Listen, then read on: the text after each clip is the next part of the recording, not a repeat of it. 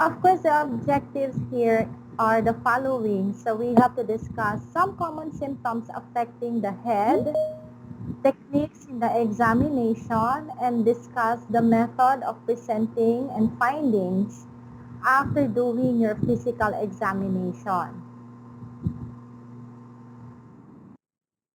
So I guess all of you underwent your lecture in your history. So here, when you do a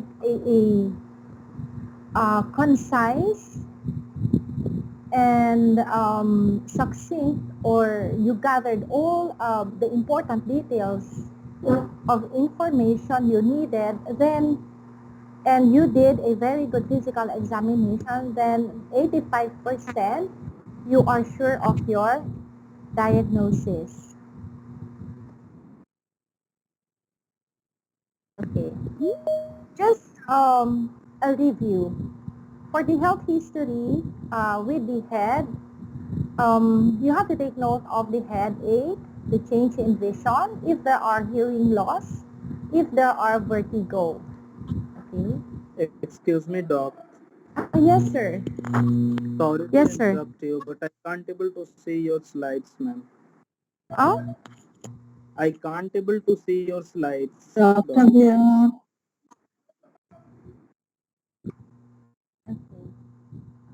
Um, but it says here in my slide, I am present. Yeah, I think it can be seen. But wait, Ritu, Ritu, is Ritu in? Yes, doctor. Yes, doctor. Yes. You cannot see my slide also? No, doctor, I can see your slide. Uh, okay. So sir, can you please try to refresh your platform? Excuse me, doctor. Yes, ma'am. Doctor, even I can't see the slides. So you cannot see the slides now? Yes, I doctor, was, I can't see the slides. if we rejoined again, we are able to see it. Okay. Okay. So, Ritu, can you just please interrupt me? Or might as well, may I ask some of your classmates to please just feel free to make a screenshots, okay? So that you can share it with your other classmate who apparently has having a problem in the MS Teams platform. So can you do that?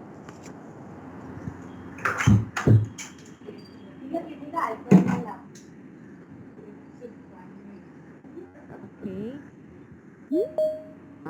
So anyways, okay, so I will continue. So probably for those who cannot see my screen, I think it would be better for you to listen well, because I would be discussing also what is on the slide. All right. So with the head, you have to be particular about the headache. Okay. The lifetime prevalence, it could be like 30%. With the migraine, mostly it is 80%. And please take note of the classification. It could be primary or secondary. So this is just a review of your history taking involving your head, okay? For the primary, if it's a primary headache, it is always associated with features that are in the disorder in itself. And this would result in considerable disability, okay? How about the secondary? These are all caused by exogenous disorder. Exogenous meaning to say this could be brought about by environment, precipitated um, by the food or the diet that you are taking in. So one way to um, an example this is really your migraine. It could also be a primary because it is familial, and secondary as well because most of the time it could be precipitated by your diet, just like eating a lot of chocolates, they said, and then a lot of nuts. Okay, this is common but rarely worrisome. It could be life-threatening, your secondary, but apparently this is relatively uncommon. So again, you should take note in your history, particularly if you are dealing with pain, the location, the quality, the quantity, severity, your timing, the setting in which it occurs, the remitting and exacerbating factors, and the manifestations that are associated with this. So take note of this. This is just a review of your lecture in your history. So for the headache, um, it could be progressively frequent or severe for over 3 months period. Okay, so these are just samples of your warning signs and your red flag. And of course, you have to take note if these are aggravated or relieved by any change in your position precipitated by your Valsalva maneuver. It's really very hard, okay, for one that has a headache to do Valsalva maneuver because this could be what? A pending aneurysm. Or it could be associated like fever, night sweats, or weight loss. So headache could be an accompanying symptoms too. So there are different classifications in which you would have a differential diagnosis of headache. It could be migraine, it could be tension, or it could be cluster. And again, what is important here um, in your history is to know the location, the quality and severity, the timing, the onset, the duration, and of course, you should have a little background of the disease itself or of the disorder itself. Okay, so I've mentioned again your associated factors, factors that aggravate the symptom, and factors that relieve the symptoms. And of course, do not forget the medications that were taken. So health history, if it involves the eye. Always take note of the change in vision. Always look at the patient if the patient is wearing eyeglasses just like me. So you have to ask, why are you wearing your eyeglasses? How is your vision? Have you had any trouble with your eyes? Okay. Is the vision worse during working at a close distance? So you have to think of hyperopia, presbyopia, or even myopia. So is there or did you experience any blurring in vision? The onset? Is it one eye or both eyes, or is it are there any tenderness or pain? Okay. So the same with the loss of vision, again, the important information that should be asked in your history, the onset and the pain, and of course the location. Is the entire field of vision affected? Are there specks that you could see or specks that move around? Do you see flashes of light? And then the last one, of course, eyeglasses. Is there tenderness in and around the eye? Did you experience any redness or excessive tearing or watering? So with the double vision, is it, I have to check, is it more on horizontal or vertical? Does it persist in one eye? And which eye is being affected? Okay. This always end up in your long test exam. Horizontal diplopia. There is a palsy of your cranial nerve 3 or 6. Please take note of this. Vertical diplopia. There is a palsy of your cranial nerve 3 or 4. Okay? Diplopia in one eye with the other closed suggests a problem in the cornea or lens. So with the health history, so this is for the ear. How about the hearing loss? Okay. How's the hearing? Do you have any trouble with your ears? Okay. How about the hearing loss? Does it involve one ear or both? Did it start suddenly or gradually? What are the associated symptoms? Okay, you have to distinguish the type of hearing impairment. We have what we call as your conductive loss and your sensory neural loss. So what is conductive loss? This results from problems in the external or middle ear. What is an example of your conductive loss? If you have an impacted cerumen, okay, listen to this because these are the ones included in your test. If there is an impacted cerumen, then you have conductive loss, hearing loss. Okay? In terms of inflammation in your ear, okay, and there is a diminished hearing, then still it is conductive loss. So how about sensory neural loss? These are problems in the inner ear and your cochlear nerve, and it has a central connections in the brain. Okay. What is an example of this? Sometimes we have what we call as vertigo. Okay. People suffering from vertigo have would result to imbalance. Why? Because there is a sensory neural problem that is happening because the vertigo itself is centrally connected to your brain. Okay? So next, does the patient have special difficulty understanding people as they talk or is it in a noisy environment? So what happens in a noisy environment? So sensory neural loss have particular trouble understanding your speech. Often they would complain that the others mumble, and noisy environments can make it worse. But in conductive, okay, noisy environments may help.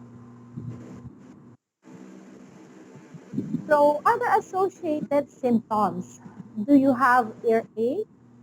The one I mentioned, vertigo, or even fever.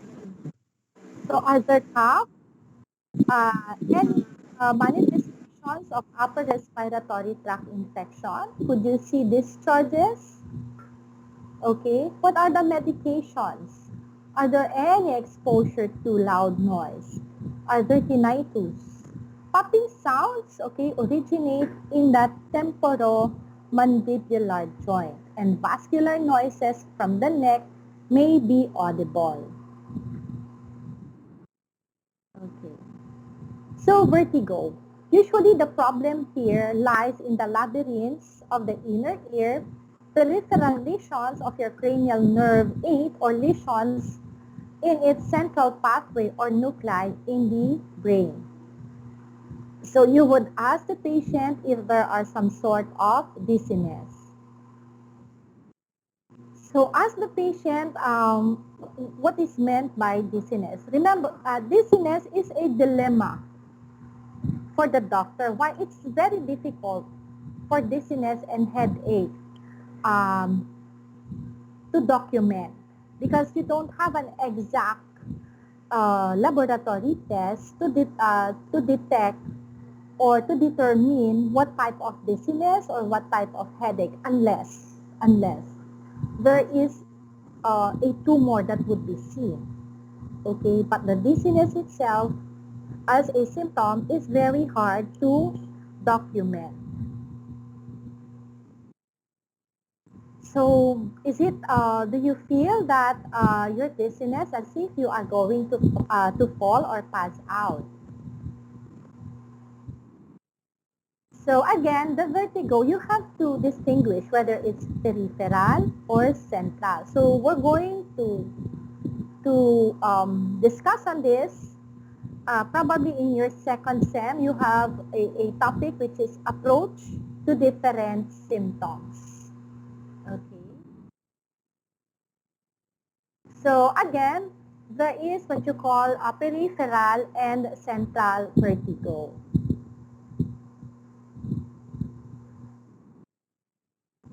Now we go to our lecture proper, which is the examination. What I've given you is just a clue on the important information that you have to gather while examining or entertaining problems concerning your head, your eyes, and your ears.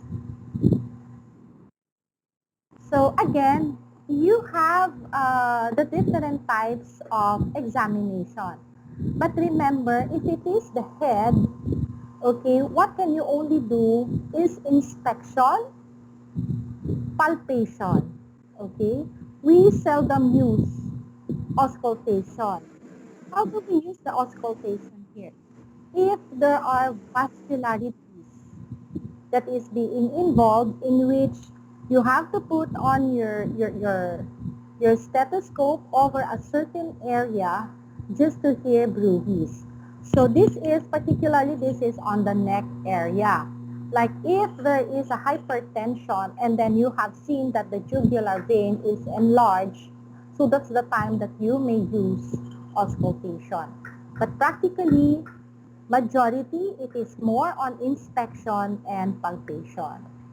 So for the head, you have to inspect the hair, the scalp, the skull, the face, and the skin.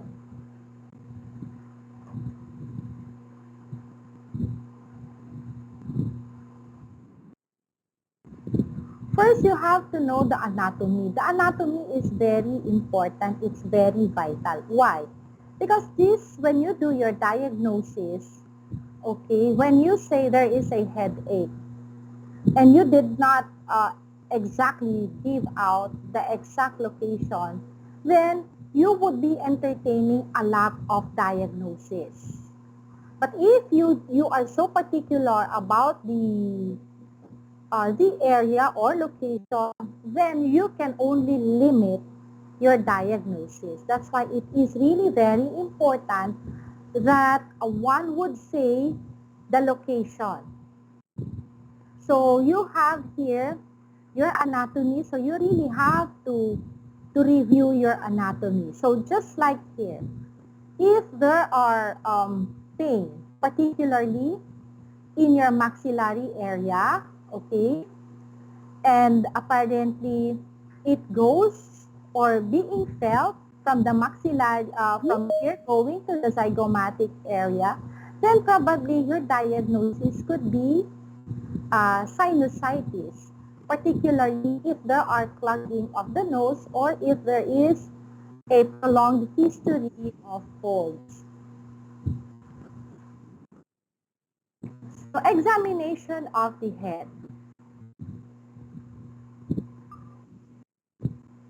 So here, you have to observe the head position, okay? Try to see if it's upright and just still. Are there any horizontal jerking or bobbing movement? Are there tremors? Okay, is it tilted just like what is being shown here? It is tilted going to your left or to your right because I am facing the PowerPoint. So here it is being tilted to your right.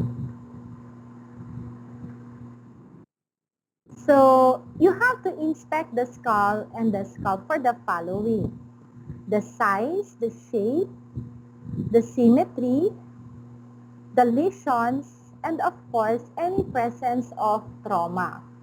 Examine the scalp by systematically parting the hair from the frontal to occipital region. So you have to part your hair, okay, so that you could see, you can have a good vision, or you could visualize well the scalp.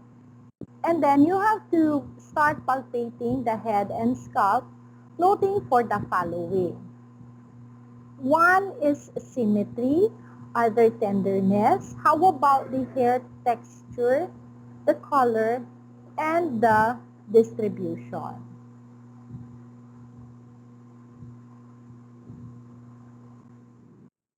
Okay. Here we have a pattern of hair loss. So apparently, as you can see, the hair loss pattern of the male always starts in the middle. And it's quite a little bit faster, okay, as compared to the female. So as you see, there is already baldness at the middle portion of the scalp. So what if the hair loss is just on a certain area? Okay, for those conditions, one could consider the presence of alopecia areata. Areata means circular.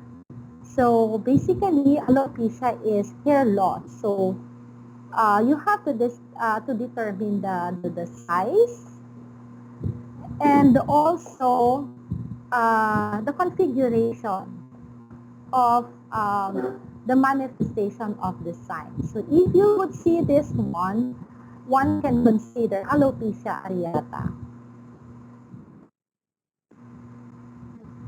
So again, for the inspection, always try to see the facial features. Is it symmetrical or asymmetrical? The shape, can you see unusual features? Are there ticks?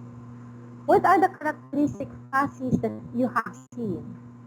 Are there any pallor, meaning to say pallor means paleness?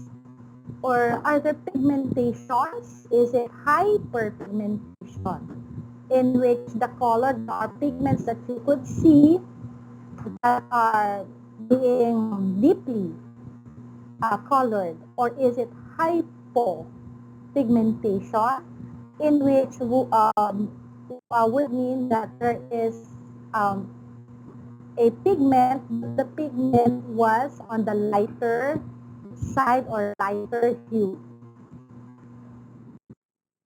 So facial asymmetry. Always ask the patient, please wrinkle your eyebrows. Okay? Try to close your eyes. Try to puff your cheeks and try to move your mouth. You can smile or do the the pucker movement. Okay.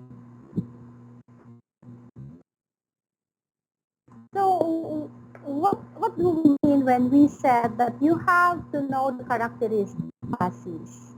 Okay. Facies is an overall expression or appearance of the face and features of the head and neck. When considered together, is characteristic of a clinical condition or syndrome. So you are going to encounter more of this when we talk of different types of disorders, particularly when we deal with the endocrine system.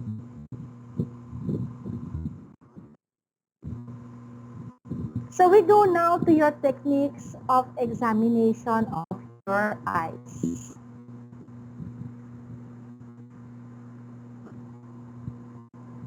So we do your visual acuity, your visual field, the condition of your conjunctiva and sclera, and the condition of your cornea lens and pupil.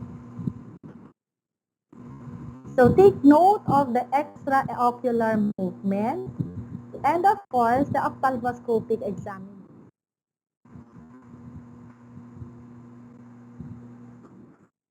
Okay. Again, we go first to your anatomy. So here, try to discern, this is your upper eyelid, And of course, if you say this is your upper, then definitely this is your lower. Okay? On this side is your nose. So what are the parts that are very near or closer to your nasal area? You have your caruncle, your inner canthus, your lacrimal sac, your nasolacrimal duct, your lower lacrimal canaliculus, and your lower lacrimal punctum. So, which one is lateral or at the outer? Okay, then you have your lacrimal gland, your outer canthus.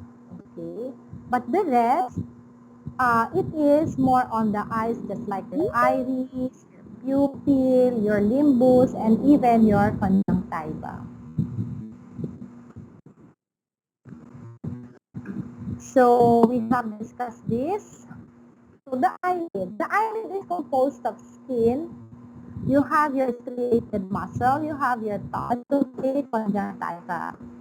The eyelid distributes stairs or tears over the surface of the eye. It limits the amount of light entering it and protects the eye from foreign bodies. Remember, if you are hurting your eyes just because you look at a very bright object, your eyelids will automatically close. So basically, it's not voluntary, but most of the time it is involuntary. Okay, not unless you will command the patient to close the eyes. So your conjunctiva, these are clear, thin mucous membrane.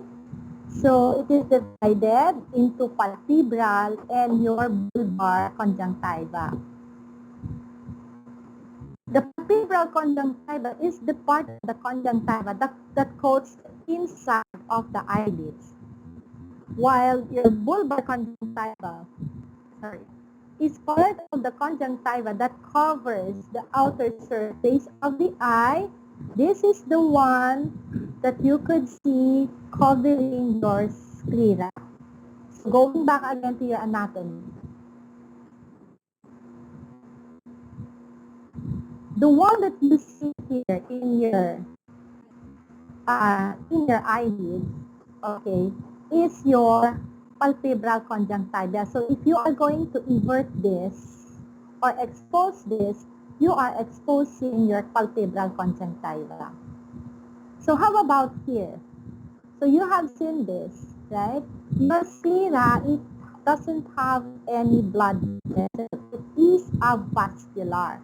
So why is it that sometimes you would see red eyes, right? Or pinkish eye over here? It is because of your bulbar conjunctiva. Okay? Understood?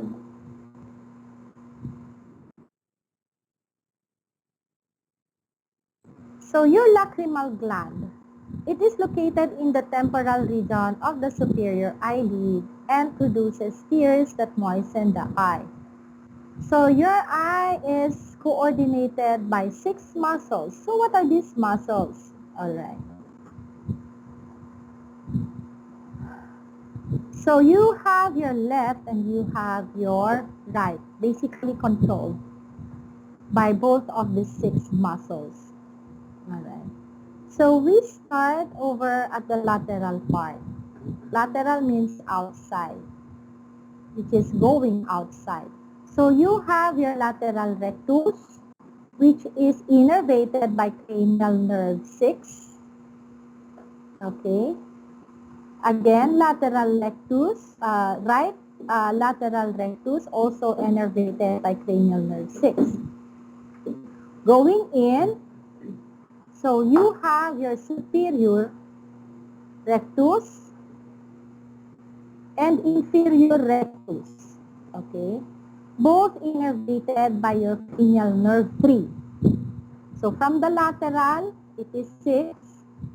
Going inside, okay, the superior and inferior rectus, cranial nerve 3. Okay. So then, going closer to the eyes, you have your inferior oblique. Again, just like your superior and inferior rectus, this is innervated by 3, cranial nerve 3. Together with this, you have your medial rectus, which is again innervated by your cranial nerve 3. So, your superior oblique, this is the only one that is being innervated by 4. Okay. Lateral rectus, okay, the one that is outermost, innervated by 6. Okay. The one inside, which is your superior oblique, innervated by cranial nerve 4. And the rest is innervated by your cranial nerve 3. So it's very easy for you guys to memorize because the one outside is automatically it's 6. Okay? So don't be confused with the 4 and the 6.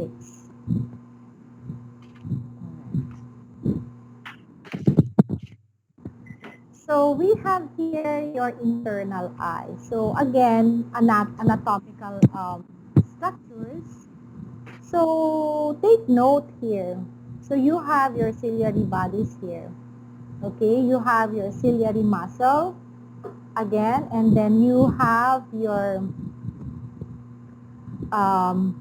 choroid here, and then your retina, and outside here is your sclera.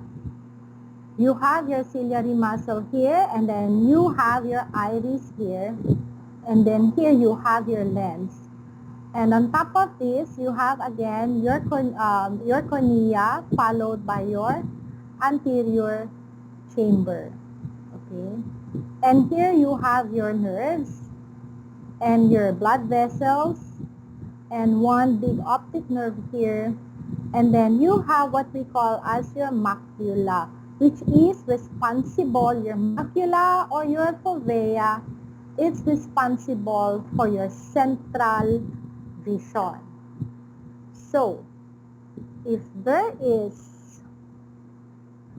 a malfunction or something happened with your macula or your fovea, then you will lose your central.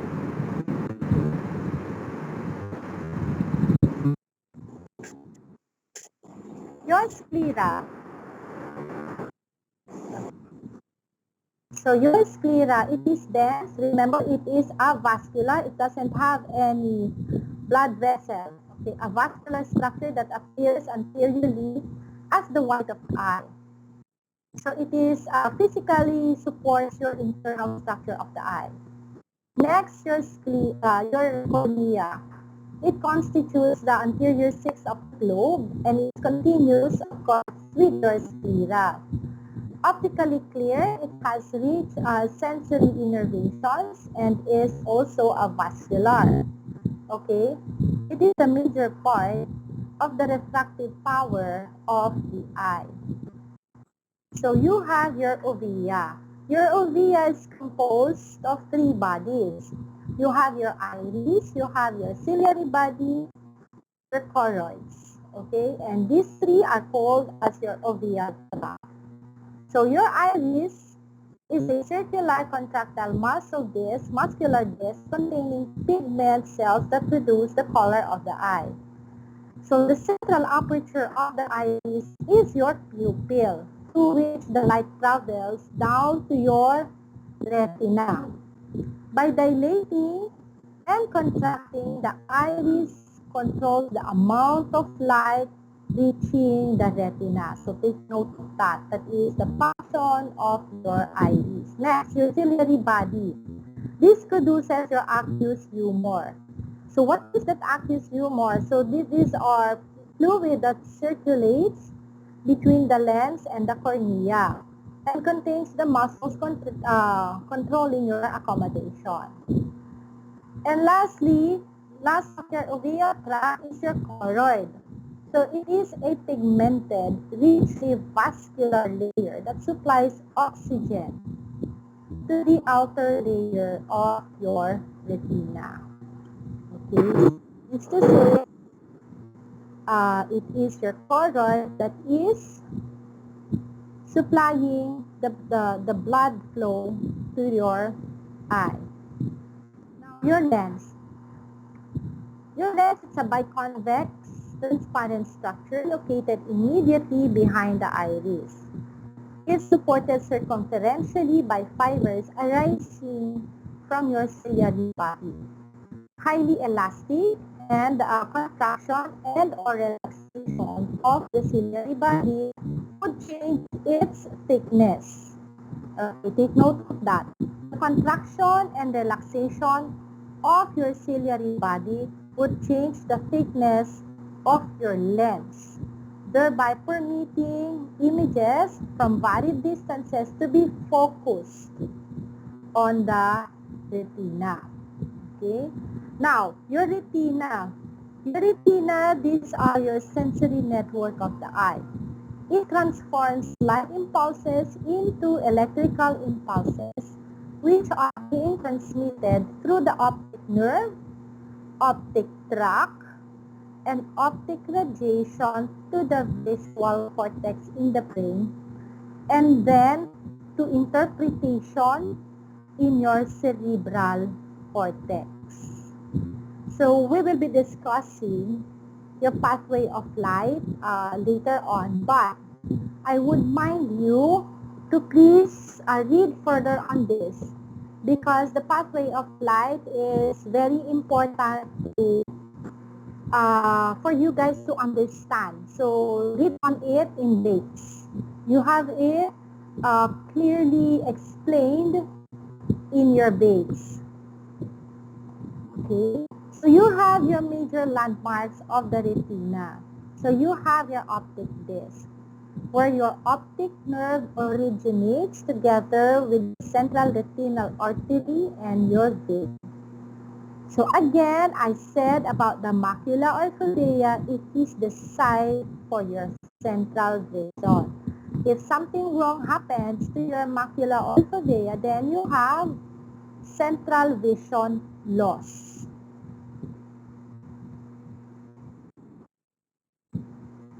So here, all right.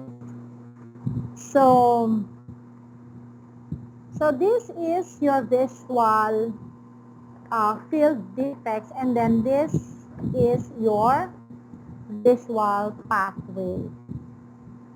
So one is distributed going medial, and one is distributed lateral, which is in your temporal area. Okay, so you have seen here your blue and blue. That is the pathway when the light hits that area. Okay, so your nasal part and your temporal part of your left, when being hit by the light, it will affect here. So it will go to your temporal left. We are talking of just the left side, temporal left and nasal left. So you just have to follow the blue thing. So meaning to say, over the left, it has the tendency to cross over.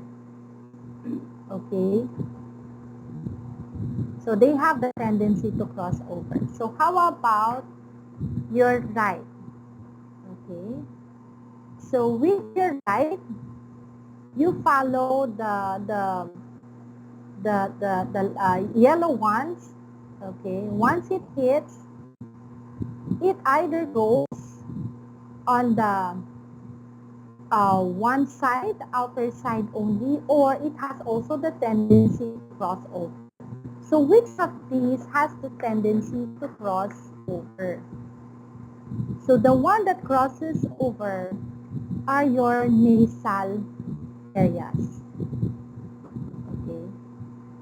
The one that crosses over are those with your nasal area, and then here they join together, passing to your optic chiasma. And then finally, arriving to the retinal portion or your visual, down to your visual cortex. So please take note of this. It is well discussed in your books, the visual field defects. Okay. So here we have what we call, if only one side is affected, you call it as hemianopsia. Okay. So here, there is the macular defect.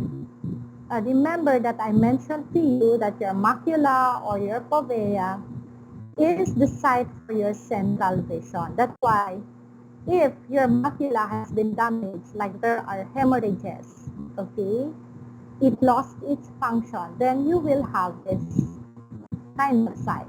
And that kind of sight is what? That is your loss of central vision. Okay, so please study this.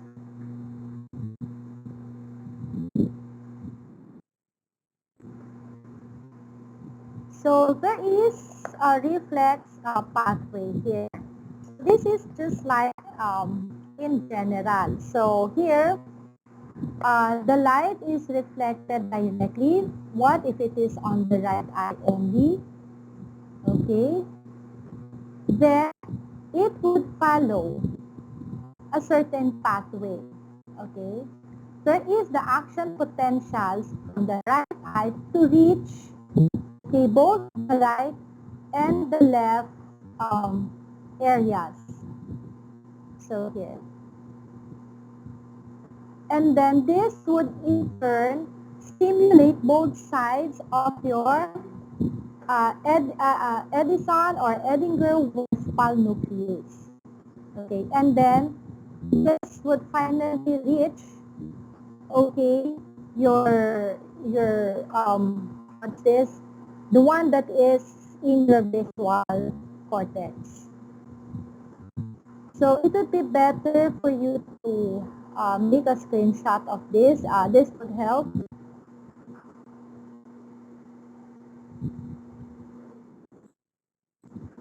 Now we go to your ophthalmic examination where you use your ophthalmoscope. So what are the things that you need to see here?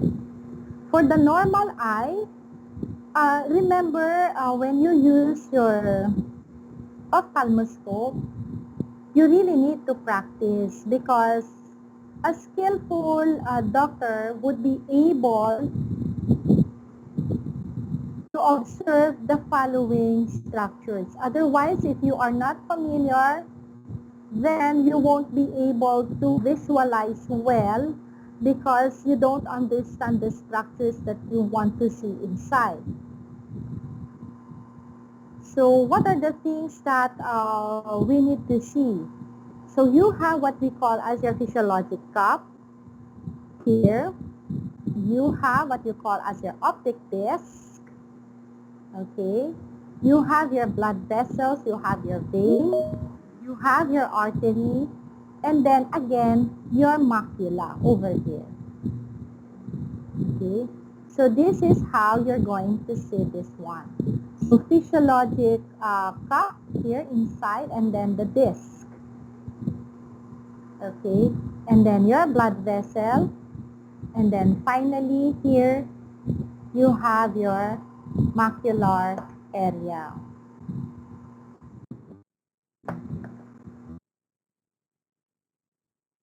Now we go to the physical examination. Please take note of the visual acuity. The visual acuity test, I'm so sorry. Okay.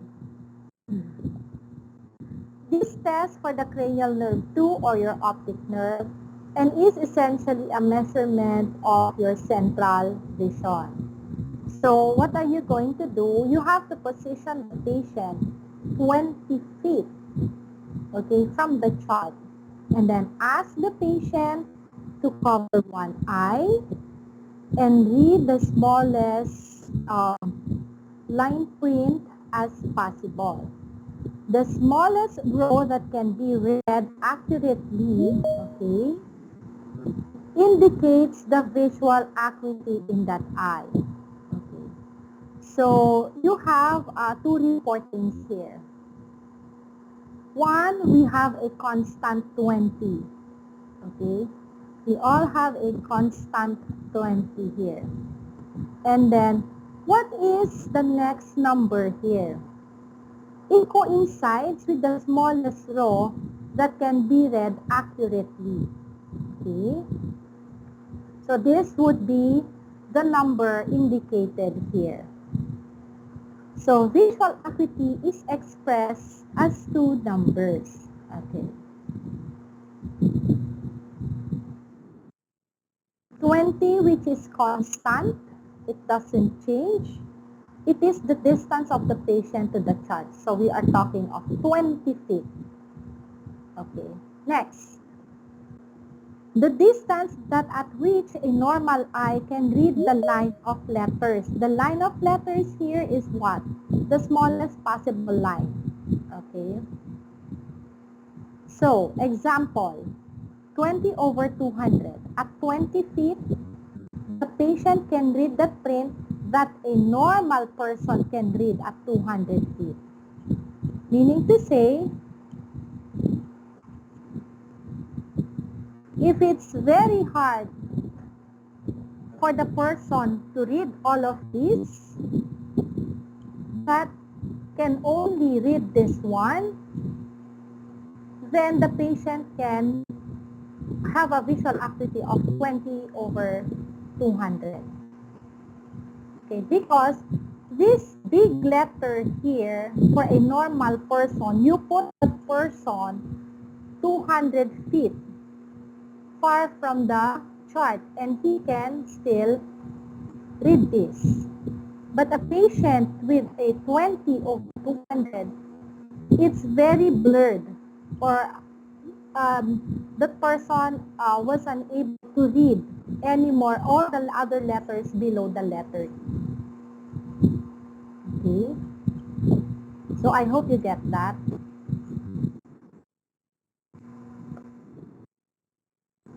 So we have different or variations of Snellen chart. One, we have the tumbling east, and the other one is the Rosenbaum pocket.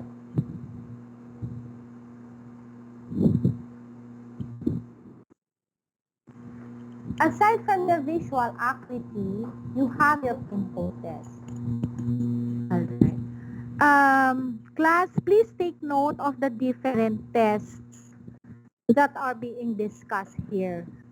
Because at the end of your semester, okay, before we proceed to your second semester, I think Dr. Nilo Lopez will require everybody to submit a video for this physical examination. Okay, if you miss one test, that would be missing a lot of points. Sometimes in one point, for example, in visual acuity, there is 5 points. So you have to explain well what is happening or what are the procedures that you need to do in the following test. Okay, please take note of this. Okay, class? Alright, because if you miss one, we have a long list of checklists. If you fail to mention pinhole test, the pinhole test can be equivalent to 8 points. The Snellen test or the visual acuity test can be equivalent to 5 points.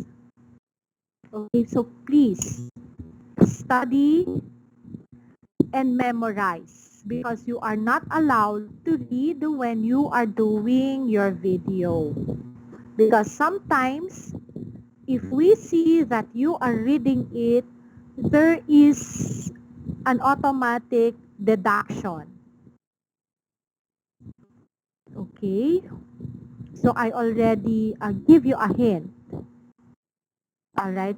As much as possible, It's like memorizing the script, okay? Memorize it well and place it in your head and in your heart. All right, because a lot of students are failing when they are doing their OSCE video physical examination. So what about the pinhole test? This is to see if the observed decrease in acuity was caused by a refractive error. Ask the patient to hold a pinhole occluder. This is a pinhole occluder, or a piece of paper with a hole in it over the uncovered eye. So this maneuver permits light to enter only the central portion of the lens, and expect an improvement in visual acuity by at least one line in the chart if refractive error is the one responsible for the diminished acuity. Next is your visual fields. This is your static finger wiggle test. So two index fingers were presented simultaneously lateral to the patient's ear. So meaning to say lateral, meaning to say it's over here. It is not starting over here. It should start laterally where your ears are, okay? So about 2 feet apart. Then start wiggle both fingers simultaneously and bring them slowly forward and curving inward towards center. Ask the patient to tell you as soon as he or she sees moving fingers.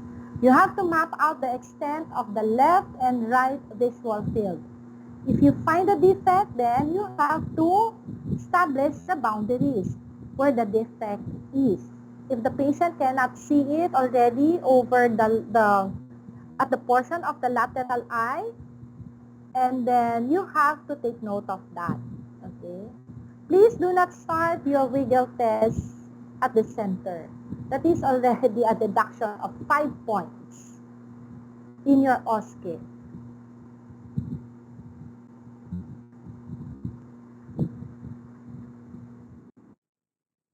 Again, inspect the eyebrows for size, extension, and texture of the hair. Inspect the orbital and periorbital area for edema, puffiness, or redundant tissue below the orbit. This is for the surrounding structures of the eyes.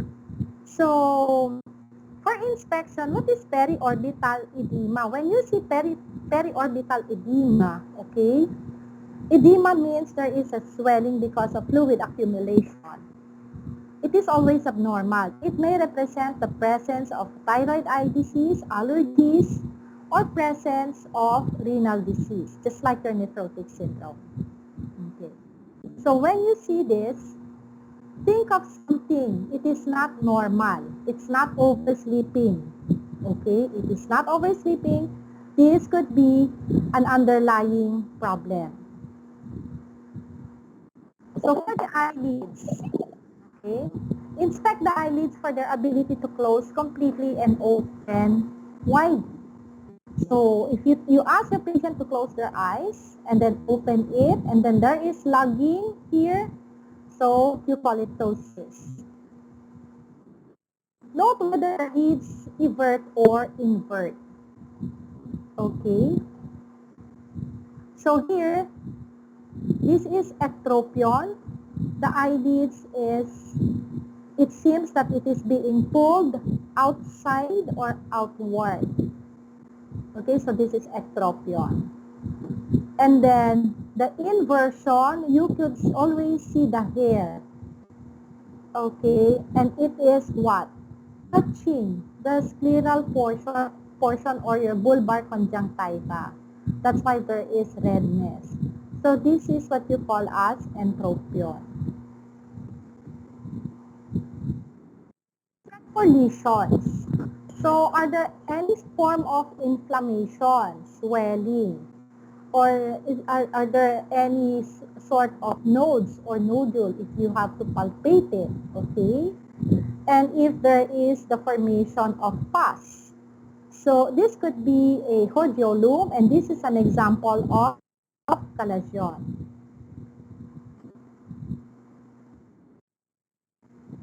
How about if you would see abnormal discharges? So just like this one, it has crusty, yellowish discharge. It could be what? Synonymous with pus. So diagnosis, blepharitis. Now we go to your conjunctiva and sclera.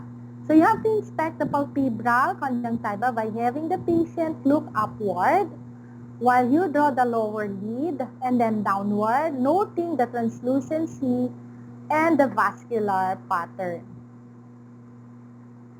So remember, your eyelids inside are being covered by your palpebral conjunctiva and your sclera is being covered by your bulbar conjunctiva. So this is how you're going to do it. So you have to place a stick here and then slowly try to raise the upper eyelid upward. Okay? So it should be done slowly and with gentleness. So in a normal patient, the sclera is white in color and the palpebra appears pink. Remember, your sclera is avascular. It doesn't have any blood vessel. So it should retain white. So in the form of allergic conjunctivitis, you could see that your bulbar conjunctiva is what? Affected. So you could see the vessels there. But as you can see still, right? Beneath that is your sclera. It's still white. Here again, you would see pustular or yellowish discharge, though, so this is bacterial conjunctivitis. So subconjunctival hemorrhage, again, you have seen that the sclera is white, but this one, there is a dilatation or even rupture of the blood vessels in your bulbar conjunctiva. So this is subconjunctival hemorrhage. And here you could see an excess tissue. Okay, excess tissue attaching itself to the corneal portion, and then this is your pterygium. So we go now to your cornea and lens. You have to examine the cornea for clarity, okay, by shining a light tangentially on it. So you have to check for opacities. Okay. Here, because of old age, it is very common that you would see what you call as your arcus senilis here. And then here, there is already an opaque or opacities at the central of your cornea and lens, so that is your cataract.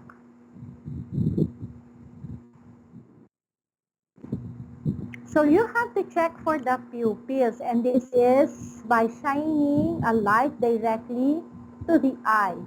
So which one is going to react? Of course, you have to check for the constriction and dilatation of your pupils. Okay. So this is a normal one. So basically, they have the same dilatation at 5 millimeters equal, and then 2 millimeters when it is what? Constricting. So basically, it's this one is normal. Meiosis, if there is constriction of the pupils. Mydriasis is if there is already a dilatation in your pupils, and isochoria is one is dilated and the other one is constricted.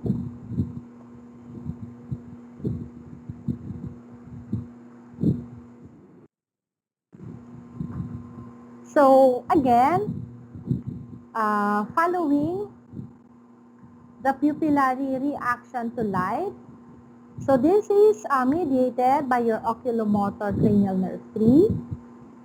Direct reaction, there is pupillary constriction in the same eye. Consensual reaction, there is pupillary constriction in the opposite eye.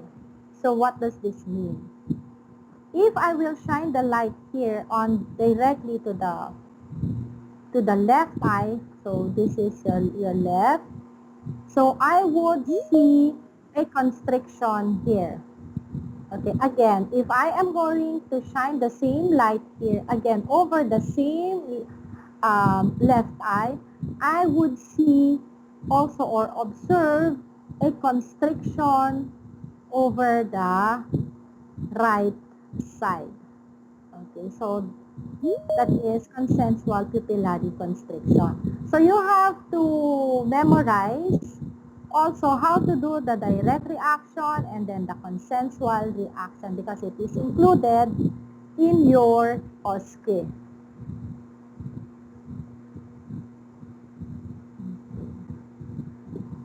So here, light stimulus here, you would see this one is constricted, then you would see the constriction. So next, light stimulus here, but observe now for the opposite eye, for the other eye, then you would see initially dilated, then there is constriction. Alright.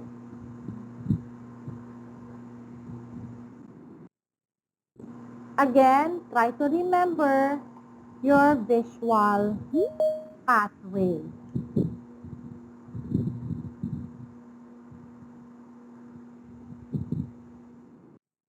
Next, you have your near reaction.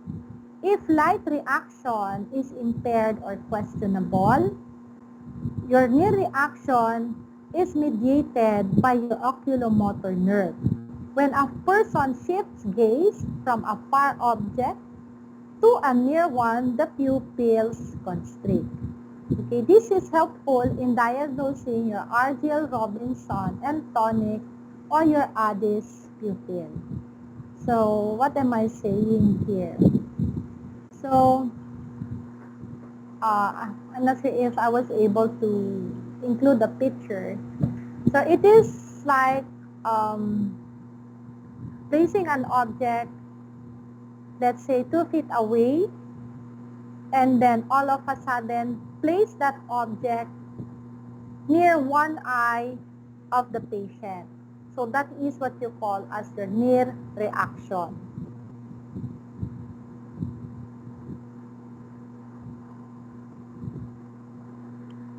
So your extraocular muscle. So your ocular alignment, inspect the reflections in your corneas. Direct light source at the nasal bridge from a distance of about 30 centimeters. And then ask the patient to look at a nearby object but not the light source. So the light should be reflected symmetrically from both eyes. So meaning to say, if you are going to shine a light, the reflection of the light, that is the one that you are going to observe, you should see in both eyes, there is an equal reflection of the light. So that is for your ocular alignment. Okay, cover and uncover test. So you have your cover and uncover test. So you have to cover one eye and observe the uncovered eye for movement as it focuses on the designated point.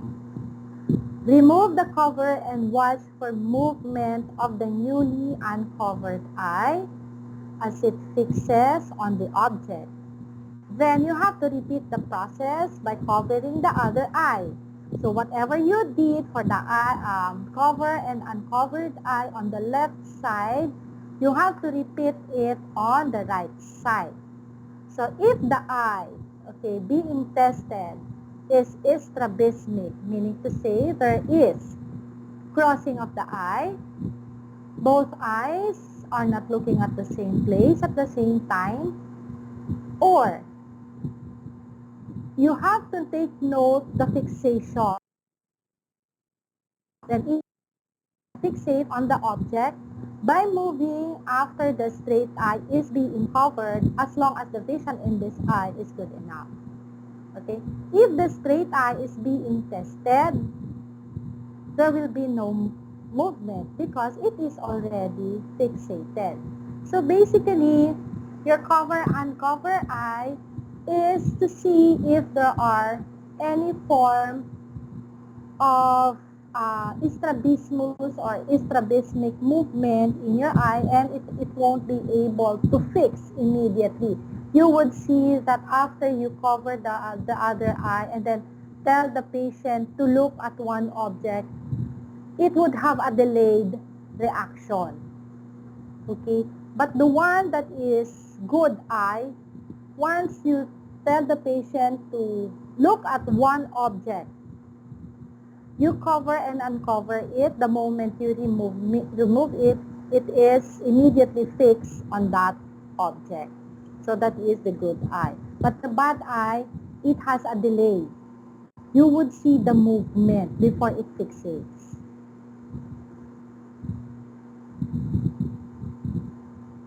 Previously, when I do my lecture during the face-to-face, I don't basically include all of this because we could do it like having someone to do it for us. There is a deviation of the eye from the normally conjugate position depending on the direction that the strabismic eye deviates. The direction of deviation may be assessed. So this is the one that I'm telling you about. It has the ability to cross. And then the other one, as you can see, it has the tendency also to deviate outside. So again, the extraocular muscle movement. So full movement of the eye is controlled, of course, by the integrated function of your oculomotor, your trochlear, and your abducens. And then innervation is doing it on the 6 extraocular muscles. So you have to hold the patient's chin to prevent movement of the head and ask him or her to watch your finger as it moves through the 6 cardinal fields of gaze. Again, the one that is outside, the lateral most is 6. The one that is inside, which is the superior oblique, is 4. Then all of the others are innervated by your cranial nerve 3. So occasionally, you may note sustained nystagmus. So basically, nystagmus is an irregular and fast movement. It is an involuntary rhythmic movement of the eyes that can occur in a horizontal, vertical, rotary, or mixed pattern. So you have to have the patient follow your finger in the vertical plane going from ceiling to the floor. Then the lid lag, the exposure of the sclera above the iris when the patient is asked to follow your finger as you direct the eye in a smooth movement from ceiling down to the floor may indicate thyroid eye disease.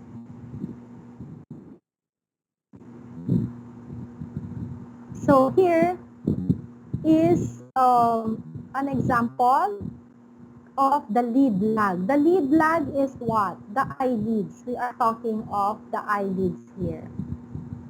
Okay. So here you could see that ordinarily you have this eye, and then next you ask the patient to close the eyes. Here you could see it closed, but there is, before he achieves this, as you can see, there is a delay here. Okay.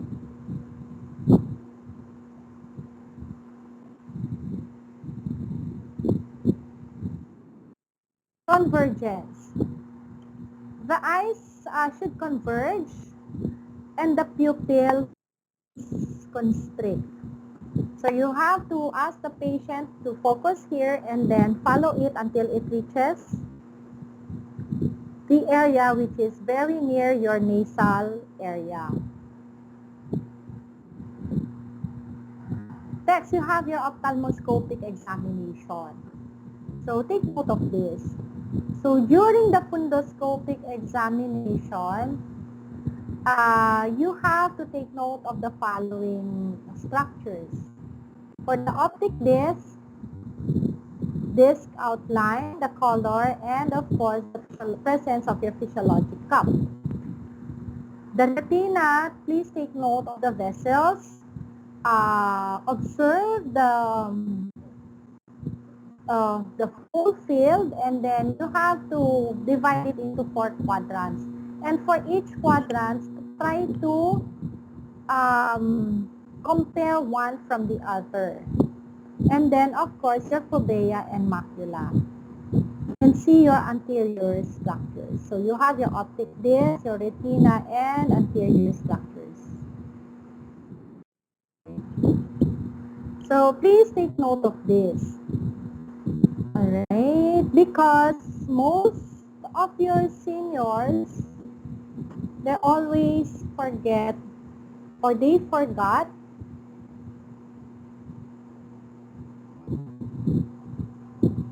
to say the following sometimes up to here. Okay, so please mention all of this. Mention all of this when you do your video. First, okay, make the patient comfortable. Alright? As the patient is seated comfortably, you have to darken the room. Please do not fail to mention darken the room. Okay, you have to darken the room. Place the ophthalmoscope to 0 diopters and the large round beam. So you have to keep your index finger on the lens disc. Use your right hand for patient's right eye and left hand for patient's left eye. So your right hand over your patient's right eye, your left hand for your patient's left eye. And then ask patient to fix or gaze on a spot on the wall. You tell your patient to look at one object.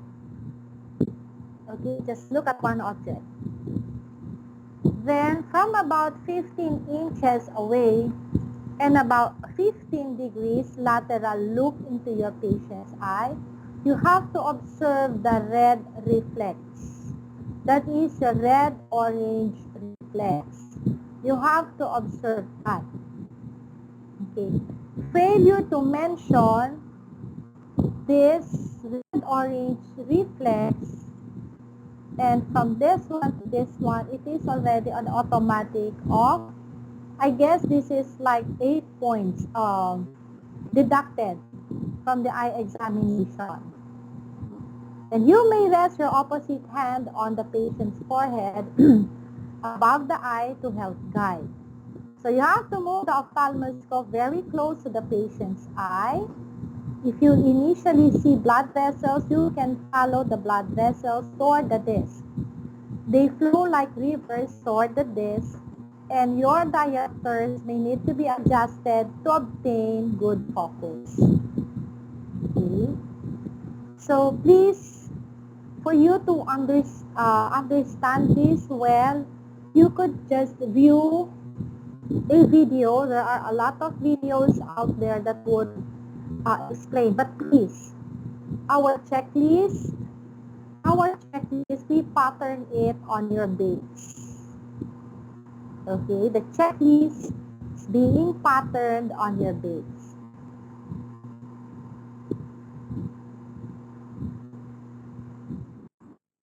This is the one that I'm telling you about. If you shine the light, you would see the red-orange reflex.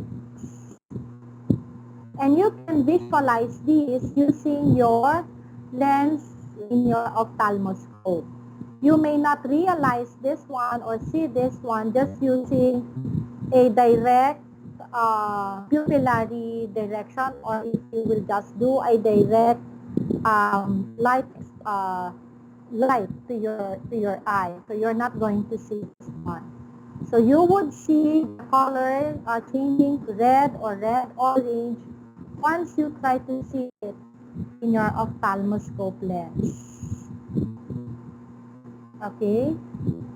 So here you would see unequal refraction, and here the absence of your red-orange reflex would give you an idea that the patient could be suffering from cataract.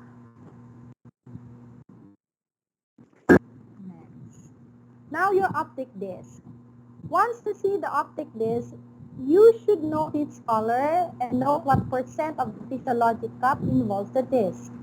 So there is what you call as the cup to disc ratio, and it should be less than 0.6.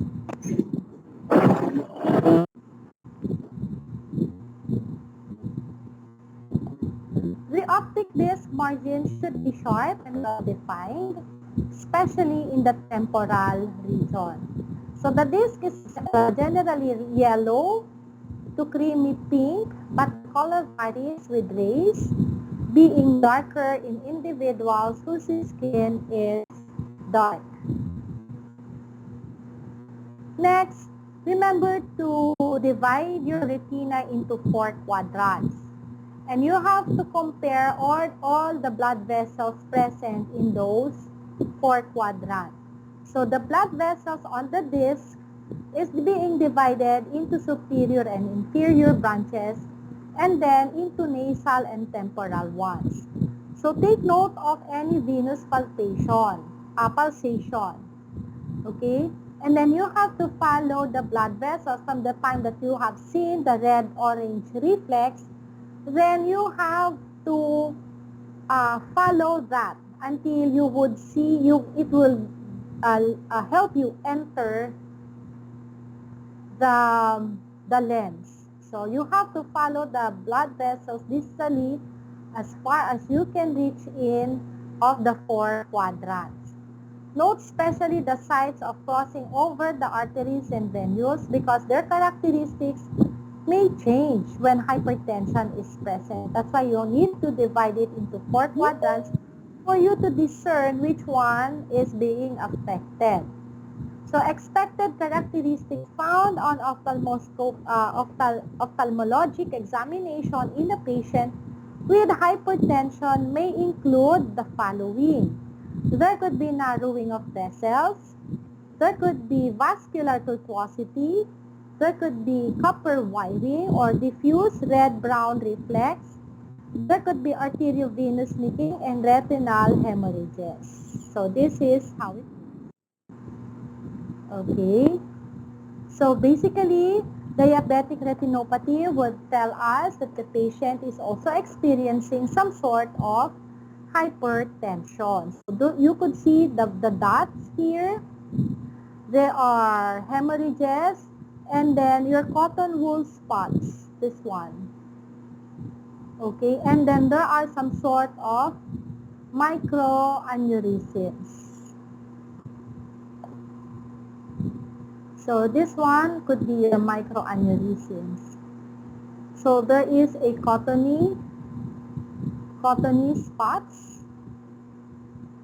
Okay, and this one are dot blot hemorrhages. So again, this is your wool cotton spots. So now we go to the ears. Techniques of examination. Again, inspection. You have to inspect the auricle, the ear canal, and eardrum. So you have to pull the ear upward and then going a little bit downward. Now use your otoscope. Sometimes you have to change only your ophthalmoscopic gadget and then change this portion to your otoscope. And then start inspecting your auricle, your ear canal, and then your eardrum or the innermost ear areas. So inspection, I'll discuss to you the structures on your external ear. But here in your ear canal and eardrum, take note of the following. You have your pars flaccida, you have your incus, you have your pars tensa, you have your cone of light. Sometimes during clerkship, when you are clerks, we don't expect you to report all of this. But we are expecting you to report the presence of cone of light. Take note of that. You are required to mention to us the presence or absence of your cone of light. Then you have your umbo, your handle malleus, and then your short process of malleus. So here, what do we have here? So inspection of your ear and ear canal or your eardrum. So here, you would see that there is a smaller passage here. So there is some sort of inflammation. There is swelling. That's why the passage here quite got a little bit or got smaller. So this one, okay, you could make a diagnosis of probable of otitis externa.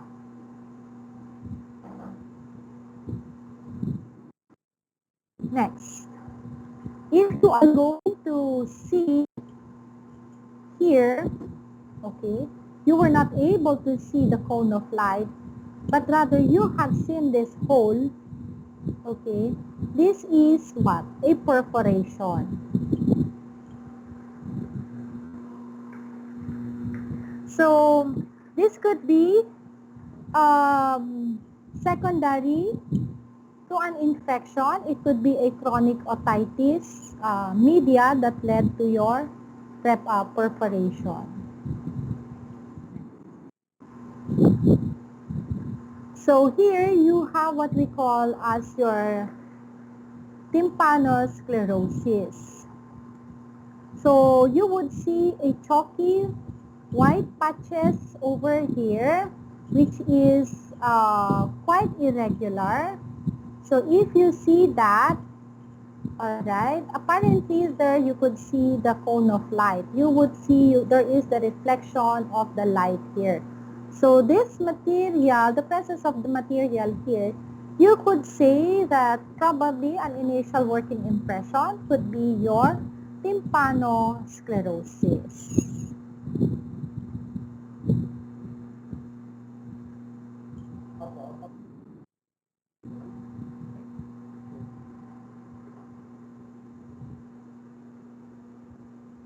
So here. So again, if you are going to inspect here, you would see that there are some moist here going on, right? It is so shiny, but apparently there is a visualization that it seems like it is moist or there is some sort of wetness here in your eardrum. So if you would see this, particularly there are some sort of formation of bubbles here, then that is your serous effusions. Okay. Oh, here. So here you would see that aside from the other one, there is like a fluid bubbling inside your ear canal. But here, what you're going to see is, yes, it is shiny, but apparently it seems that there is a building up of purulent material here.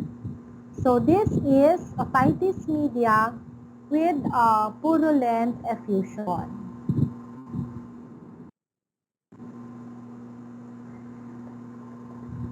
So with this one, you would see here, okay, so you have seen the fluid, you have seen the pustular material. Now you could see that there is a dark red over here. So it could be bleeding, okay? Because you could see here that there is the formation of blood here. So once you see this, this is apparently you could make an initial impression of bullous meningitis.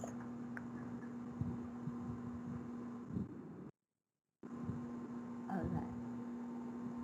Now, the techniques of examination for the ears. One also is for your test for acuity. We have what we call as your whispered voice test. So, stand 2 feet behind the seated patient so the patient cannot read your lips. Occlude the other Renante's ear with a finger and gently rub the tragus in a circular motion to prevent transfer of sound to the Dante's ear. Exhale a full breath before whispering, and you have to ensure a quiet voice. Whisper a combination of 3 numbers or letter. It could be 1, 2, 3, 3 letter U, and then number 1. Use a different number letter combination for the other ear. If you use for your left ear 1, 2, 3, then for your right ear you could say 4, 5, 6. So interpretation. Normal, the patient would repeat initially the sequence correctly. A patient that responds incorrectly, okay, you can again retest. But if the patient would say it incorrectly, then that is abnormal. Okay? 4 of the 6 possible numbers and letters that would be incorrectly repeated, that would mean there is an abnormal in that ear, and therefore you have to suggest further testing with the use of an audiometer or audiometry. So next you have your test for hearing loss. For this we use the tuning fork. Please take note of this because this is a very favorite question in our medicine 1. To conduct this test, make sure the room is quiet and select a tuning fork of 256 Hz or possibly 512 Hz.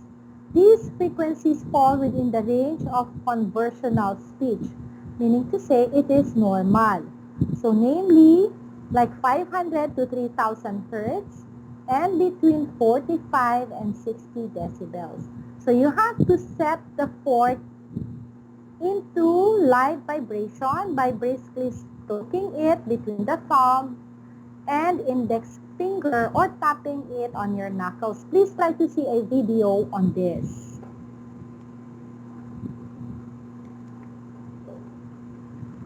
So here. So you have your tuning fork test. Now we do your Weber. It's either placing it here on top of the middle or placing it here in the middle of your forehead. Place the base of the lightly vibrating tuning fork firmly on the top of the patient's head or on the mid-forehead. Ask where the patient hears the sound on one side or both sides. Normally, the vibration is heard in the midline or equally in both ears. If nothing is heard, you have to try again. Pressing the fork more firmly on the head, since patients with normal hearing may lateralize and patients with bilateral conductive or sensory neural deficits will not lateralize. So you take note of the results. So unilateral conductive heard best in the affected ear. In unilateral sensory neural hearing loss, sound is also heard in the good ear. So if you are confused from one and the other, you have to do the both of the exam, your Rines test and your Weber's test. Because if in your Rines test you are quite confused whether, because here in unilateral, what is having the sound is being the one that is lost here, the sound is being heard on the good ear, while in unilateral conducting hearing loss, the sound heard was heard best in your affected ear. So if you are confused with your Weber's test, you have to do your sensory neural hearing loss. So it would be better that you would do both. So you have to test for the hearing loss, your Rines test. So here you have to initially place it in your mastoid, and then please try to see the position of your tuning fork. Okay. First, you have to strike your tuning fork, and as it vibrates, as it starts to vibrate, then place it immediately on your mastoid bone. And then, see? Okay. The letter U must be facing the doctor or the examiner. And then once the patient cannot hear anymore the vibration, the sound emitted by your tuning fork, then immediately bring it to the ear, to the lateral, to the ear of the patient until the sound disappears. So, this is to compare air conduction and bone conduction. Please do not mistake it by placing it initially on the right, at the side of the ear, and then at the back to your mastoid bone. No. Okay? So, you have to be careful with your procedure. Place the base of a lightly vibrating tuning fork on the mastoid bone first, behind the ear and level with the canal. When the patient can no longer hear the sound, quickly place the fork close to the ear canal and ascertain whether the sound can be heard again. So here the U of the fork should face forward, okay, which is um, facing the examiner, thus maximizing its sound for the patient. Normally, okay, the sound is heard longer through the air than through the bone. So air conduction is greater than the bone conduction. So if the patient has conductive hearing loss, the sound is heard through the bone longer than it is through the air. So bone conduction could be equal to air conduction, or your bone conduction is greater than your air conduction. So that is what? You're conducting hearing loss when you do your Rines test. But what about your sensory neural hearing loss?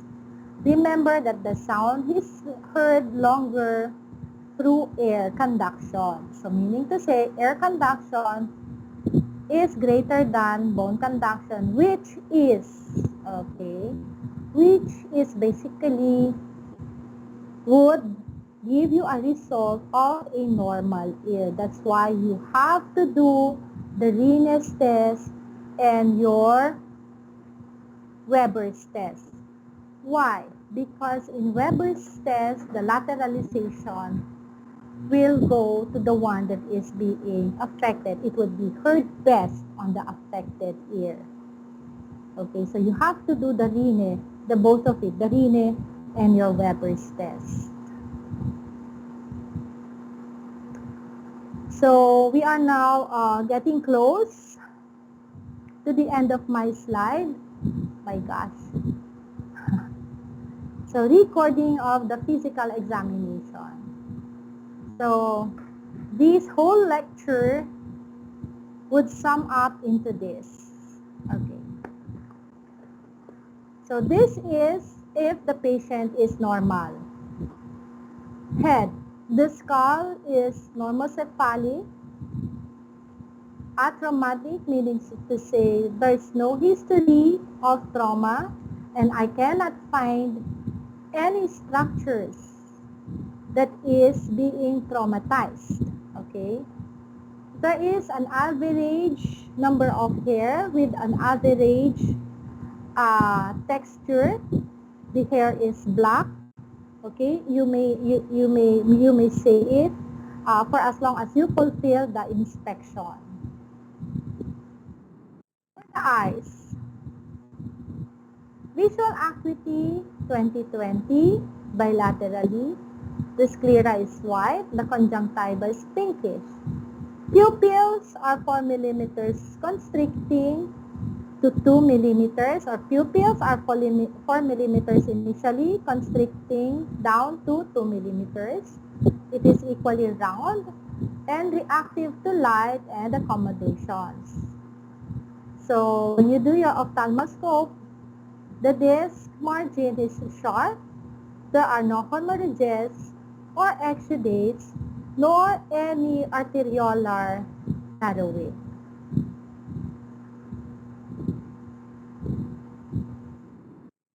Okay. For the ears, aside from the inspection, okay, no everything is symmetrical, both the right and the left auricle. Acuity is good to whispered voice. There is, with your tympanic membranes, there is one good cone of light. Okay. The Weber midline, air conduction.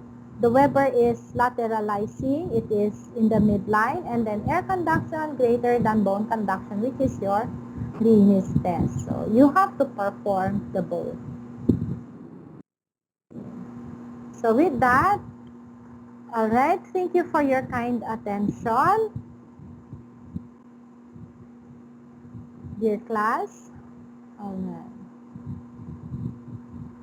Okay.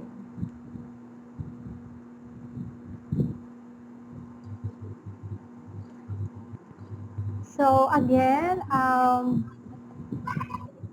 will run down again the attendance because this is a request from Chris, because he said, as what the other lecturer said, that at the end of the lecture, the class is reducing in number. So I'm just downloading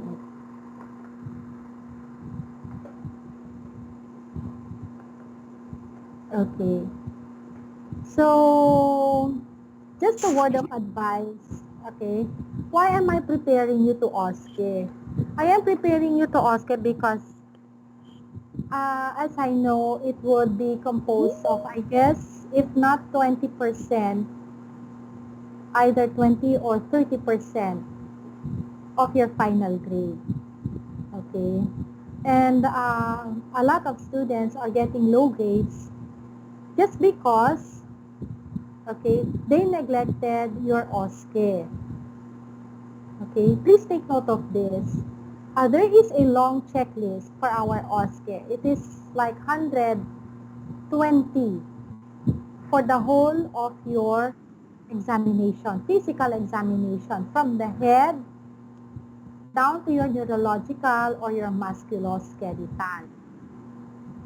So I have seen that a large of the bulk of having the most of the grade is being centered on the head and the neck. And of course, with the others, just like your cardiovascular and then your respiratory, and 1 point each for the different examination techniques with the other system. Okay, so mostly the ones that I notice is in the ophthalmoscopic exam, the phrases that I highlighted on were being not delivered by the student. And please, okay, one, dress up accordingly. Okay, do not show a video in which you are showing that you are just in your t-shirts, okay, or in your slippers. Be professional. That is one. You are graded on this. Two, as you go to your different physical examination, do hand hygiene. Okay? The point there, I'm not sure if all of us will agree to change the point system. But for the past OSCE, okay, it is equivalent to 0.5 points, just the plain washing of hands. But how many regions do you have? So for each region, you are losing 0.5%, and that is what?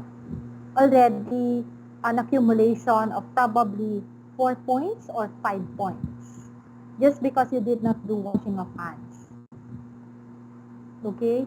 Before you start the physical examination, please introduce yourself and then mention that you have to make the patient comfortable, okay, with a good lighting. But when you do examinations like tangential light, ophthalmoscopic examination, please do not forget to mention darken the room. Okay? So please do memorize because it is a very long checklist for all of us. Okay? So try to study well, grades. Alright, I had given you all the discussion there because unlike if it's face to face, I seldom do that. But for the sake that this is through a platform, so I guess that it would be helpful to just place everything in there. Okay? So try to see videos on this also. So nothing beats, of course, the face-to-face because we could do demonstrations and everything. But, okay, because of what is happening, we are not permitted to do so. But don't worry, there are videos out there. So, try to study it. Okay? So, I would say that have a nice day. Regards to your parents, hug your parents. If you are breathing well, you are blessed. All right. So Thank with you, doctor. that, yes, sir. So namaste and God bless you. So thank you so much. I need to jump to my other class. Thank you, Thank you, doctor. doctor. Thank you so much. Thank you, doctor. Thank you, Thank you, doc. doctor. Namaste, doctor. Doctor. Thank you, doctor. Bye. Thank you, Welcome. doc. Have a nice day. Thank you so much. Thank you, doctor. Bye. Thank you. Bye-bye. Thank you, Bye doc. bye. Namaste. Thank you. Namaste ka. Thank you, doctor.